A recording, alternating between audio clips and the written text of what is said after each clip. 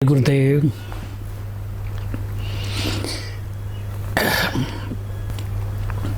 आप सबको आज विजयादशमी है, दशहरा भी है और हमारे रामायण में बताया गया है कि इसी दिन भगवान श्री राम ने रावण का वध किया था और सीता जी को अशोक वाटिका से भारत लेके आए थे और अयोध्या गए थे पुष्कर विमान में। आप सबको विजयादशमी की शुभकामनाएं, ढेर सारे आशीर्वाद, सुखी रहो, खुश रहो और आगे बढ़ो। सनातन धर्म आज के दिन में, आज की परिस्थिति में उसका क्या महत्व है वो समझना बहुत जरूरी है। हम सब सनातनी हैं, मगर हम जानते नहीं हैं कि हम सनातनी होने के बावजूद एकदम परेशान है। कई परिस्थितियों में हम उलझ जाते हैं। सनातन धर्म किसी को उलझाता नहीं है, मगर आज सारे सनातनी उलझे हुए हैं। सनातनी ही सनातनी की टीका कर रहे हैं। और अभी 2 दिन पहले कांग्रेस के नेता मल्लिकार्जुन खड़गे ने कहा था, यदि आप मोदी जी को वोट देंगे तो देश में सनातन धर्म मजबूत होगा और उनका वर्चस्व बढ़ेगा। तो सोचो कि कांग्रेस सनातनियों के बारे में क्या सोच रही है। हम मुगलों से लड़े, मुगलों ने हमारे ऊपर शासन किया, हमारे कई लोगों को मुस्लिम बनाया। उसके बाद अंग्रेज आए, अंग्रेजों ने भी हमें गुलाम बनाया और कई लोगों को ख्रिस्ती बनाए। भारत में जितने भी ख्रिस्ती है या मुस्लिम हैं, वो हमारे सनातनी हिंदू से कन्वर्ट हुए लोग हैं। फिर भी वो अपने आप को हमसे ऊपर समझते हैं। जो लोगों ने धर्म के साथ द्रोह किया, उनकी संतान आज हमारे ऊपर हावी हो गई है। अभी जो एक इवेंट श्रीनगर में हुआ कि जम्मू कश्मीर के आईजी को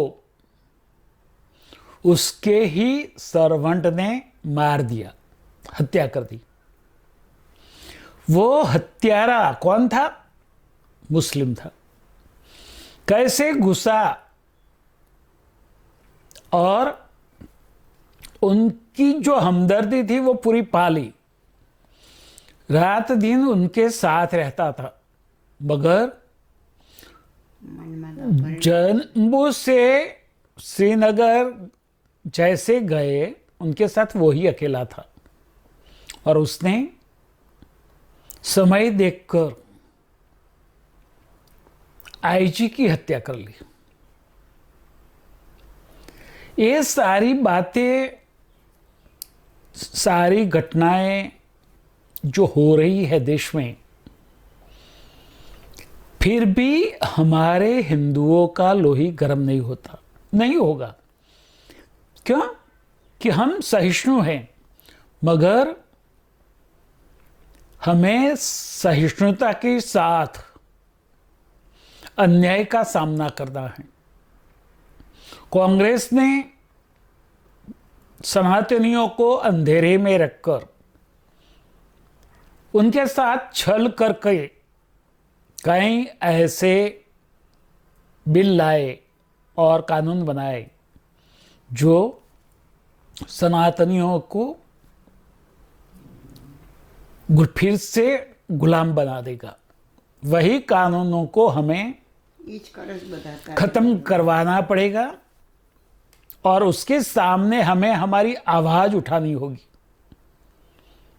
हम सहिष्णु हैं, सहिष्णु रहेंगे, मगर हम हमारी आत्मा की जो ताकत है, हमारी जो दैवी शक्ति है, उसको जागृत करके अपने प्रभुत्व को फिर से जमाएंगे। सबके साथ हमें लड़ना नहीं है, उसको दिखा देना है कि हमारे बिना आप टिक नहीं सकते। कांग्रेस को भी और दूसरे लोगों को भी, कि जो सनातन विरोधी है, सनातन विरोधी सारे लोगों का बहिष्कार करो। उनकी जो पैदावार है, वो लोग जो चीज वस्तु बनाते हैं, उसका बायकॉट करो और कांग्रेस को देश से बाहर करो। जब तक हम कांग्रेस को देश से बाहर नहीं करेंगे, हम जो चाहते हैं धर्मनिरपेक्ष भारत, वो हम नहीं बना पाएंगे। कितना बड़ा छल धर्मनिरपेक्ष भारत के नाम पर हो गया हमारे साथ। आपको मालूम है कि आपको अपने बच्चों को ही सनातन धर्म का ज्ञान देने पर प्रतिबंध है। आप अपने बच्चों को सनातन धर्म की शिक्षा नहीं दे सकते, मगर दूसरे सारे धर्म, मुस्लिम, ईसाई, जैन, बौद्ध, सिख अपने धर्म का प्रचार कर सकते हैं और हिंदुओं को हिंदुत्व से दूर कर सकते हैं। इस्लामी बना सकते हैं, ईसाई बना सकते हैं, उनको छूट है, मगर हमें हमारे धर्म की प्रचार करने की भी परमिशन नहीं है। सुन्नी वक्फ बोर्ड, शिया वक्फ बोर्ड, मुस्लिम वक्फ बोर्ड को कानून से इतने सारे अधिकार दिए गए हैं कि वो चाहे वो हिंदू की प्रॉपर्टी अपने कब्जे में ले सकते हैं विदाउट एनी पेमेंट किए।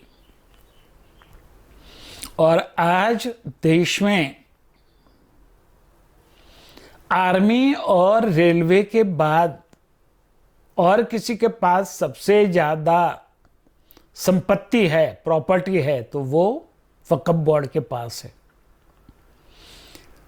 हमें उसका भी विरोध करना पड़ेगा, गवर्नमेंट को बोलना पड़ेगा कि वक्फ बोर्ड को डिसॉल्व करो और उनकी सारी संपत्ति का नेशनलाइजेशन करो, राष्ट्रीयकरण करो। वो राष्ट्र के संपत्ति है और राष्ट्र के उपयोग के लिए उसका यूज होना चाहिए। मगर जितनी हमारी आश्रम हैं, हमारे मठ हैं, अखाड़े हैं, उनमें जितनी संपत्ति है उससे कई गुना ज़्यादा संपत्ति मुस्लिम वक्फ बोर्ड के पास है। और वो कैसे आई, वो सोचने का सवाल है। हमें अपने घर से निकालने का वक्फ बोर्ड को अधिकार है। सोचो कांग्रेस ने हमारे साथ कितना बड़ा छल किया है, और वही कांग्रेस हमारे वोट से फिर से सरकार बनाना चाहती है। आज कांग्रेस के जो मुखिया है सोनिया गांधी और राहुल गांधी, वो बेल पर हैं, और फिर भी हम उसके सामने कुछ बोल नहीं सकते। हमें जागरूक होना पड़ेगा। देश में जो जो भी ऐसे कानून हिंदू विरोधी बने हैं, वक्फ बोर्ड लॉ है, हिंदू कोड बिल है, वो सबको हमें नल एंड वॉइड करना पड़ेगा। हमें जागरूक होना पड़ेगा। हमें ये सोचने का बंद करना पड़ेगा कि मुझे क्या, मैं क्या करूं। यदि हम उसमें उलझे तो हमारा अस्तित्व खत्म हो जाएगा। जिसको हमारे देश का राष्ट्रगान गाने में शर्म आती है, हमारे राष्ट्रध्वज को सलाम करने में दिक्कत होती है, वैसे लोगों को हम भारतीय कैसे कह सकते हैं? उसको हम मत देने का अधिकार कैसे दे सकते हैं? तो हमें जागरूक होना पड़ेगा।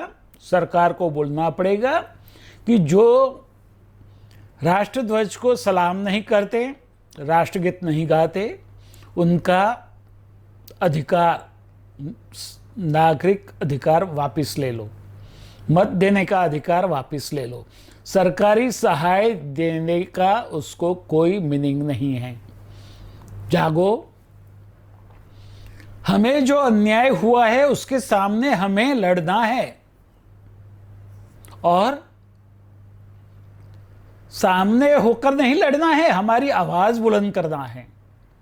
और हमारी आवाज इतनी बुलंद होनी चाहिए कि वो लोग अपने आप चुप हो जाएं। कांग्रेस को चुप करना है, मुस्लिम लीडरों को चुप करना है, और सरकार को कहना है कि हिंदू मंदिरों को उनके डिवोटी जो दान देते हैं वो दान हिंदुओं के भलाई के लिए, सनातन धर्म के विकास के लिए खर्च होना चाहिए, नहीं कि मौलाओं को, इमामों को, मौलवियों को, पादरियों को सैलरी देने के लिए, तनख्वाह देने के लिए। आज उन सब की तनख्वाह हमारे दिए हुए दान से जाती है। वो बात समझ ली। और जब तक एक कानून न बने तब तक हमें कोई भी मंदिर में जो सरकार के अधिकार में है वहां दान नहीं देना है। बालाजी जाओ मगर वहां दान मत डालो, अंबाजी जाओ मगर वहां दान मत डालो, वैष्णो देवी जाओ मगर वहां दान मत डालो।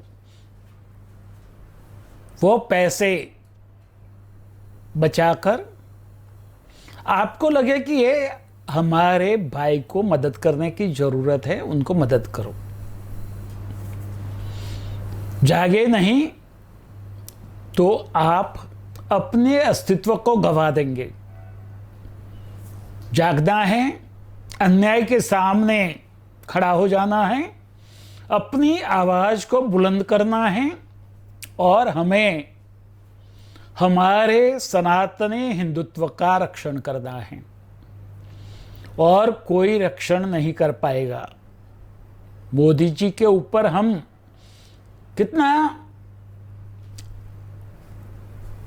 डिपेंडेंट हो जाएंगे, सरकार के ऊपर हम कितना डिपेंडेंट हो जाएंगे। और सरकार की भी एक मर्यादा है। तो हमें हमारे हक के लिए हमारे अस्तित्व को बचाने के लिए सनातन धर्मियों को एक करना पड़ेगा, एक होना पड़ेगा और सबका स्वीकार करके हमें पूरे विश्व को बता देना पड़ेगा कि पूरे विश्व में सनातन धर्म सबसे श्रेष्ठ और ज्येष्ठ है। सारे धर्म द्वैत पर उलझ जाते हैं, विश्व का एकमात्र सनातन धर्म आपको अद्वैत के मार्ग को दिखाता है, आपको मोक्ष की ओर ले जाता है। बाकी कोई धर्म में मोक्ष की बात नहीं है। और जितना गहन ज्ञान हमारे सनातन धर्म में है वो और कहीं नहीं है। उसको समझो, वो सारा ज्ञान कोडिंग करके रखा गया है, तो उसको डिकोड करो, समझो और उसी तरह जीवन जियो। आप में अपने आप अधर्मियों के सामने, विधर्म के सामने, धर्मद्रोहियों के सामने खड़े होने की ताकत आ जाएगी। वो ताकत आपके सबके अंदर है। हमें आगे बढ़ना है और अपने अस्तित्व को पूरे विश्व में प्रस्थापित करना है। अपने आप को तैयार करो और सनातन धर्म की रक्षा के लिए सजग हो जाओ। जो भी करना पड़े करने के लिए तैयार रहो। कई सारी मुसीबतें हमारे सामने आने वाली हैं।